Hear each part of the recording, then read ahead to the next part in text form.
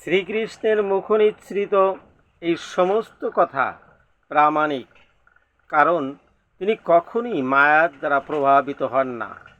জীবের ব্যক্তি স্বাতন্ত্র্য যদি সর্ব অবস্থায় বজায় না থাকত, তবে ভগবান শ্রীকৃষ্ণ কখনোই বলতেন না যে ভবিষ্যতেও কখনো এর বিনাশ হবে না।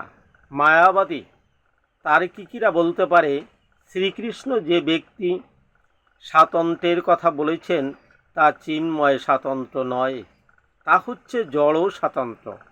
কিন্তু যুক্তি মেনে নিলেও প্রশ্ন থেকে যায়, তাহলে ভগবান শ্রীকৃষ্ণ তার নিজের সম্বন্ধে যে স্বাতন্ত্র্যের কথা বলেছেন সেটি কি ধরনের স্বাতন্ত্র্য?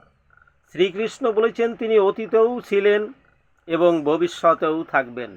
তিনি নানাভাবে তার ব্যক্তি স্বাতন্ত্র্য প্রতিপন্ন করেছেন এবং তিনি ঘোষণা করেছেন ব্রহ্মজ্যোতি হচ্ছে তার অঙ্গকান্তি।